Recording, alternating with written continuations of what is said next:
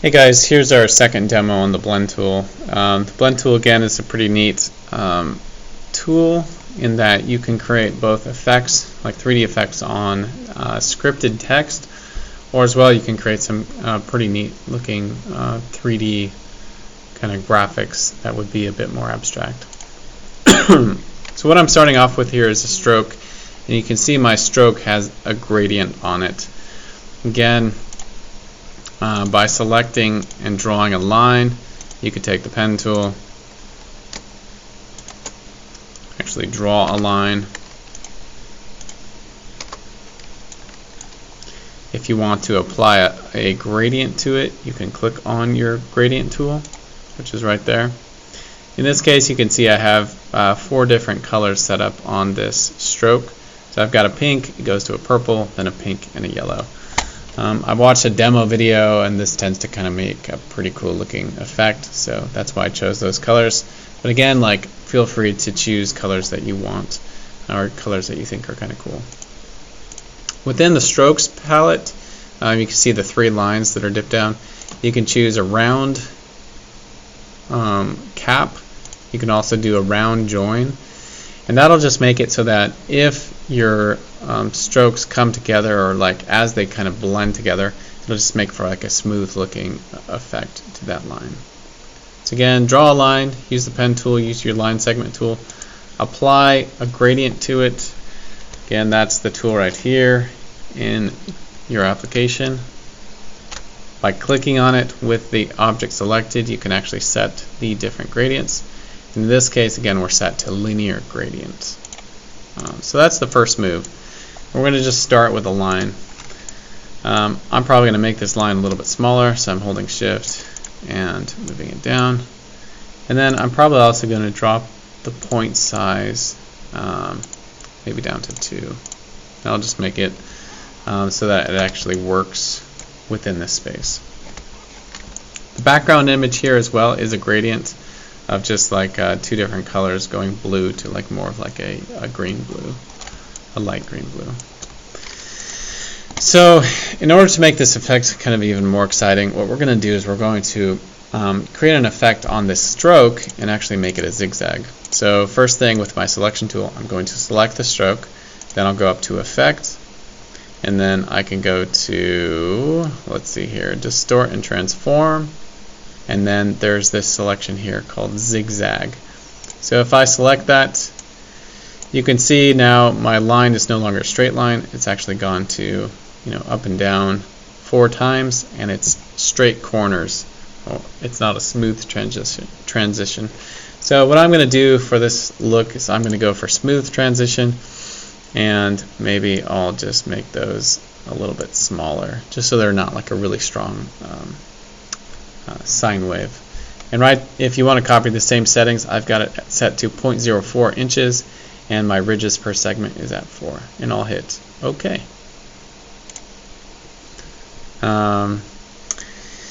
In order to make this look kind of neater, what we're going to do is actually transform this object and make it rotate on 30 degrees, and we'll duplicate it 5 times. So I'm going to go up to Effect again, and then I'll hit Distort Transform.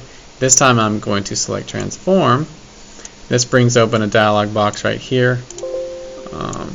And within the dialog box, you can see I've got a vertical horizontal transition. I can move horizontal and vertical. Then you can also see I can rotate. So what I'm going to do is I'm going to set this to 30-degree rotate, and then I'm going to make 5 copies. And by doing that, it's going to take that same segment and it's going to treat it as if that segment just like flipped around 5 more times at 30 degrees. And I'll hit OK. And so by doing that, I now have this shape. But notice if I go to Outlines, it's actually still just one stroke. And that's helpful when we use the blend tool. I think I'll probably bump up this point size just 1. So now it's at 3. And I'm going to scroll out. Maybe I'll scale this down just a little bit as well. And I'm going to now copy this, holding Alt, holding Shift, and dragging.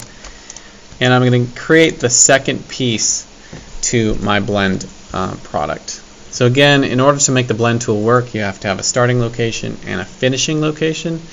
And then we're going to blend between those 2 points, which will create this kind of effect that almost looks like a colored stroke. And then we'll create some sort of pathway that we want to put that blend product onto. So right now what I'm doing is I've just created my start and end point. Now to make this even more interesting, I'm going to go into this second piece here, and I'm just going to make it bigger. So I'm going to grab it, I'm going to hold Shift and Alt, and I'm going to scale it out. And in addition to scaling it larger, I'm also going to modify the zigzag effect. And so what you can do is, like in your properties window, you can see to the right hand side, you can see properties there at the top. Down towards the bottom, you can see this effects, choose an effect. And so with this object selected, I can click on my effects.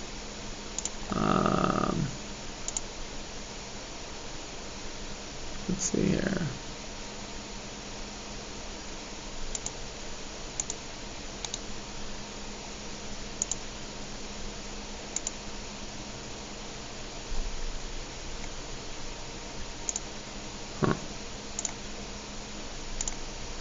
Oh, there we go. Sorry.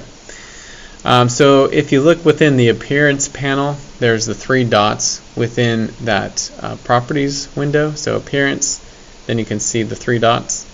And this will actually show you what the different effects are on this object.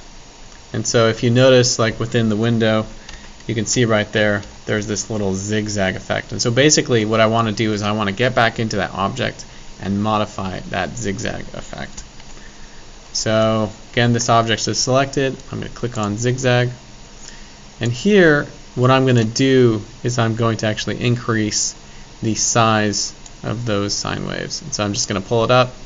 And you can see to the right there, my little like swirly line kind of got a lot more exciting. And so I'll hit OK. So again, I put it to 0.24. If that's something you want to do, then there you go. I'll hit OK.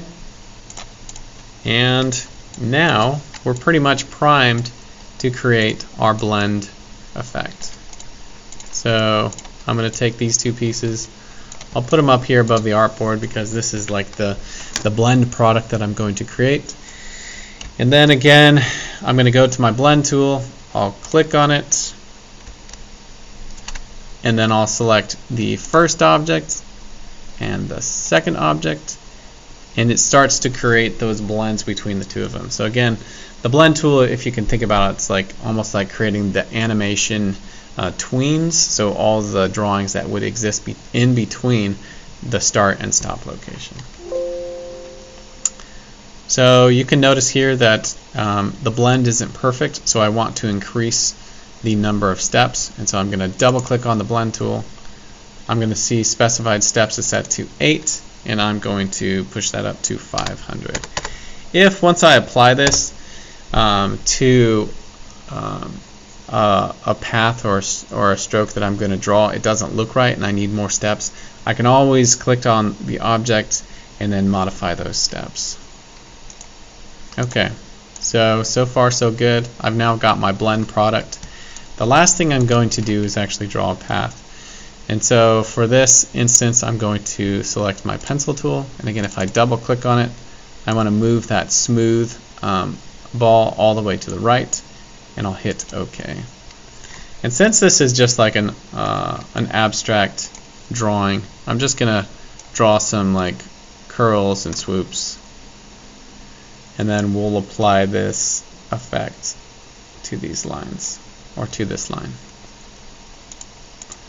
Again, notice how nice and smooth the lines go when you use the pencil tool with that smooth knob all the way to the far right.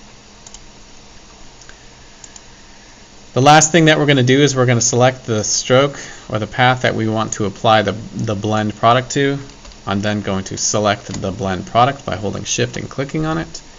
And then I'm going to go up into the menus, Object, all the way down to Blend, and then replace spine. Once I do that, you can see this really kind of fantastic looking image shows up right here.